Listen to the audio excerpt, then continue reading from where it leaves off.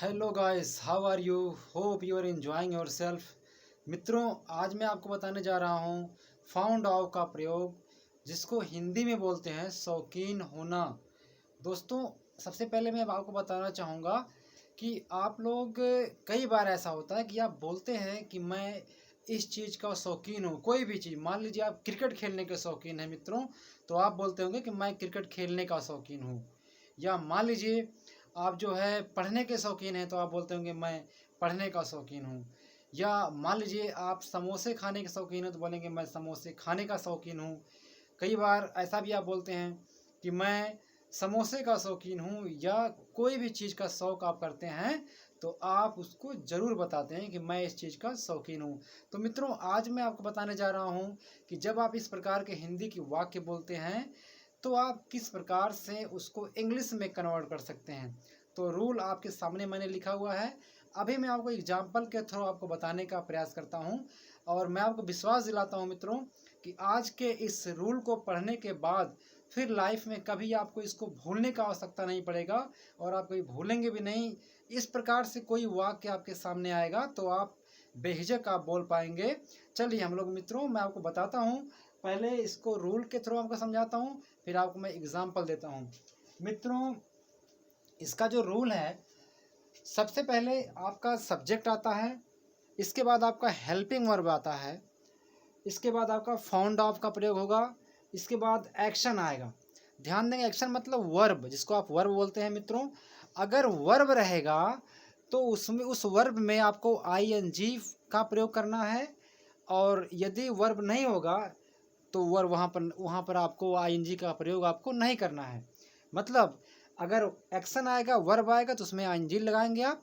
नहीं तो अगर नो एक्शन रहेगा तो आप उसको नो एक्शन ही रहने देंगे, उसमें आपको आईएनजी लगाने की आवश्यकता नहीं है।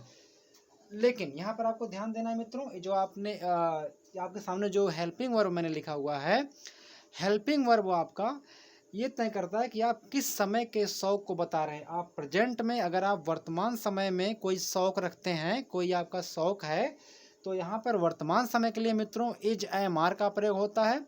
और अगर आप भूतकाल के, पास्ट टाइम का कोई शौक बता रहे हैं, मतलब अगर आपका कोई शौक बीते समय में रहा होगा, तो वहाँ पर आपको वाज और वर का प्रयोग करना है मित्रों। तो ध्यान रहे, यही आपका रूल है। चलिए, मैं सबसे पहले आपको यहाँ पर एक उदाहरण लिखता हूँ, इसके बाद मैं आपको समझाता हूँ कि आप कैसे इस पर सेंटेंस बनाएंगे। मान लीजिए मित्रों, आपको पढ़ने का शौक है। अगर आप बोलते हैं कि मैं पढ़ने का शौकीन हूँ, अर्थात आपको पढ़ने का शौक है, तो आप ये वाक्य आप अगर बोलते हैं कि मैं पढ़ने का शौकीन हूँ, तो आप कैसे बोलेंगे। चलिए, पहले मैं हिंदी में मित्रों लिखता हूँ आपको एक वाक्य।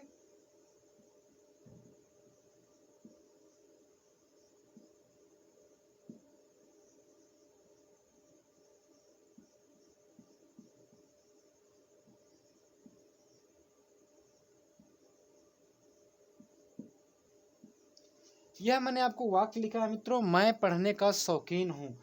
अब इसको आप, अगर आपको इंग्लिश में बनाना होगा, अगर आप इसको इंग्लिश में कन्वर्ट करते हैं, तो रूल यही आपके सामने है। तो सब्जेक्ट सबसे पहले मैं मतलब आप, तो आप बोलेंगे आई। इसके बाद हेल्पिंग वर्ब। आप ध्यान देंगे मित्रों, यहाँ पर मैंने जो ये वाक्य लिखा हुआ है, यह आपका प्रेजेंट का वाक्य है। ये आप वर्तमान समय का शौक बता रहे हैं, आपका ये वर्तमान समय का शौक है।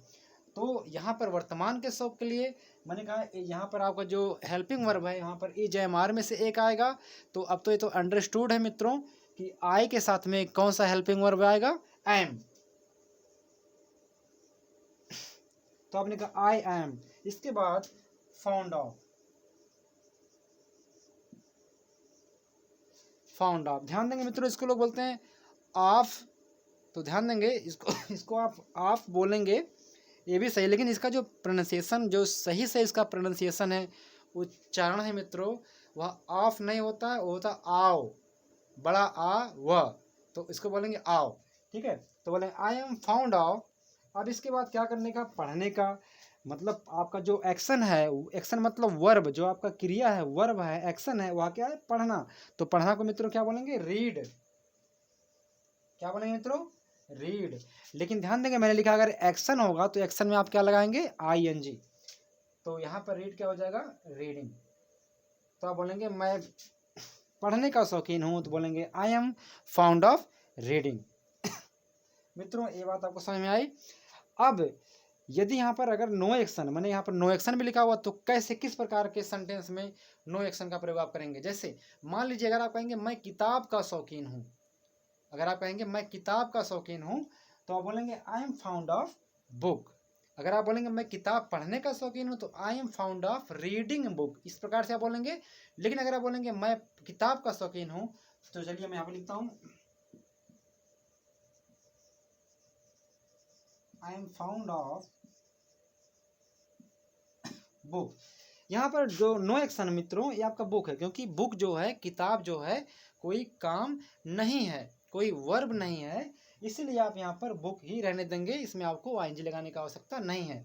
तो इस प्रकार से मित्रों अगर आप यू से बोलते हैं तो आपने अपने बारे में बोला, आप खुद के लिए आए हैं तो आई साथ आपने एम का प्रयोग किया। अगर आप यू को बोलेंगे कि आप पढ़ने के शौकीन हैं तो बोलेंगे यू आर, क्योंकि यू साथ में आर का प्रयोग हुआ तो बोलेंगे you are fond of reading.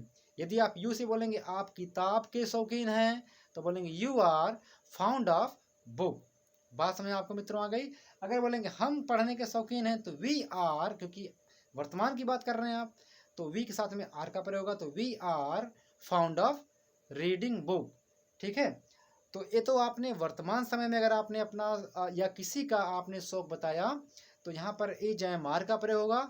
यदि पास्ट के बारे में आप शौक बताते हैं, बीते समय में मान लीजिए आपका शौक था क्रिकेट खेलने का, मान लीजिए आप कहेंगे मैं क्रिकेट खेलने का शौकीन था, तो आप क्या बोलेंगे आई। अब बीते समय के बारे में बोल रहे हैं तो आई के साथ में पास्ट में आपका वाज का प्रयोग होगा मित्रों, तो बोलेंगे आई वाज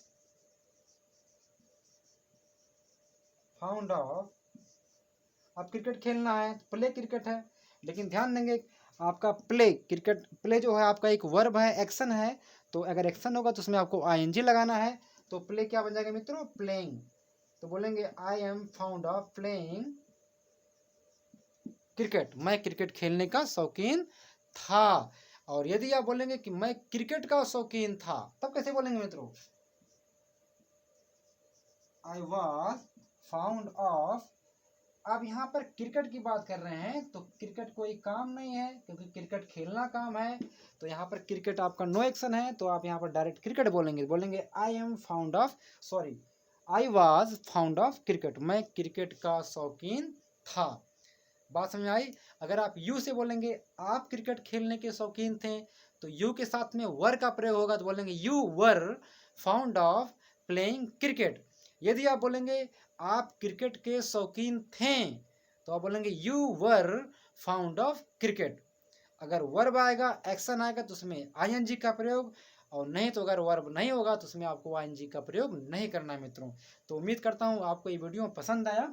और हाँ, ये तो अभी आपने जब आप शौक बताते हैं किसी का शौक वर्तमान में बताएंगे तो ई जैम आर वहाँ पर आपका हेल्पिंग वर्ब होगा, टाइम वर्ड होगा। यदि आप बीते समय का शौक बताएंगे तो वाज और वर का प्रयोग होगा। ध्यान देंगे मित्रों यहाँ फ्यूचर की बात नहीं हो रही, क्योंकि ऐसे नहीं आप बोलेंगे कि मैं क्रिकेट खेलने का शौकीन हूँगा, ये तो एक काल्पनिक चीज़ है, अब आप होंगे कि नहीं ये बात आपको नहीं बोलना है वहाँ पर। हाँ, तो ध्यान देंगे मित्रों, अब यहाँ पर अभी आपने शौक बताया है प्रेजेंट और पास्ट का, लेकिन अगर आपको शौक किसी का पूछना होगा, जैसे हो सकता है कि आप यू से पूछें आप कि क्या आप क्रिकेट खेलने के शौकीन थे। जब आप यहाँ पर पूछते हैं क्या आप क्रिकेट खेलने के शौकीन थे, अब आप पास्ट के बारे में पूछ रहे हैं यू से, तो यू के साथ में आपका हेल्पिंग वर्ब क्या आएगा, क्योंकि जब आप कंफर्म करते हैं तो हेल्पिंग वर्ब पहले आता है, यू के साथ में आपका वर आएगा, तो आप कैसे पूछोगे वहाँ पर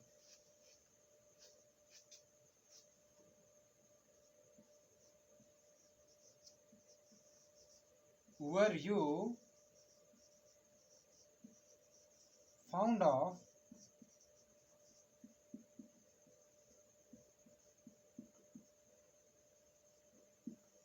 प्लेइंग क्रिकेट। यहाँ पर आपको क्वेश्चन मार्क लगाना है क्योंकि आप कंफर्म कर रहे हैं। तो were you found of playing cricket, क्या आप क्रिकेट खेलने के शौकीन थे। अब यदि वह बंदा शौकीन था तो बोलेगा yes I was found of playing cricket, हाँ मैं क्रिकेट खेलने का शौकीन था। यदि बोलेगा नहीं मैं क्रिकेट खेलने का शौकीन नहीं था तो बोलेगा no I was not fond of playing cricket.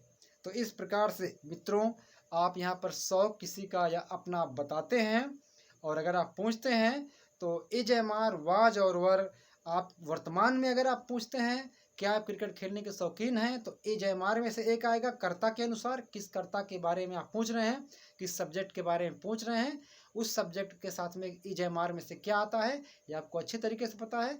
आपका हेल्पिंग वर्ब पहले आ जाएगा, ठीक है। और यदि आप पास्ट के बारे में पूछेंगे तो आपका वाज और वर पहले आएगा। और अगर आप बताएंगे तो सब्जेक्ट के बाद आपका एजएमआर वाज और वर आएगा। बशर्ते आपको ये ध्यान देना है किस समय का शौक आप बता रहे हैं, वर्तमान का या पास्ट का। तो उम्मीद करता हूँ मित्रों आपको यह वीडियो अच्छा लगा और आपको वीडियो समझ में आया। तो आप इस प्रकार के सेंटेंस आप बनाते रहिएगा, बोलते रहिएगा और अपना शौक आप बताते रहिएगा। मित्रों आपसे मेरा एक अनुरोध है कि जो आपका शौक है, आप किस चीज़ के शौकीन हैं, आप इस वीडियो के नीचे जो आप वीडियो देख रहे हैं वहाँ पर कमेंट बॉक्स में आप ज़रूर लिखिएगा जो आपका शौक है। और हाँ, वर्तमान का जो शौक है आप उसको भी लिखिएगा, और जो आपका बीते समय में पास्ट में जो आपका शौक था आप उसको भी लिखिएगा कमेंट के माध्यम से। मित्रों मुझे बहुत अच्छा लगेगा, मुझे आपके कमेंट का जो है यहाँ पर वेट रहेगा, मैं वेट करूँगा कि आपका शौक क्या है और शौक क्या था। मित्रों तो उम्मीद करता हूँ आपको यह वीडियो अच्छा लगा, आपको पसंद आया। अगर आपको अच्छा लगा मित्रों तो अपने फ्रेंड्स सर्कल में आप शेयर कीजिएगा, अपने मित्रों को शेयर कीजिएगा और उससे आप बातें कीजिएगा ताकि आपका प्रैक्टिस बन सके। आप इस प्रकार के सेंटेंस आपके सामने अगर आते हैं तो आप उसको बोल सकें। तो आज का वीडियो बस यहीं ख़त्म करते हैं हम, और अगले वीडियो में मैं कुछ नया चीज़ लेके आऊँगा, नया रूल लेके आऊँगा आपके लिए, जो कि आपके लिए बेनिफिशियल होगा, not only for you but also for your friends. तो सबके लिए बहुत बेनिफिशियल होने वाला है मित्रों यह वीडियो, और साथ ही अगले दिनों में मैं आपके लिए वीडियो लेके आने वाला हूँ। तब तक के लिए जय हिंद।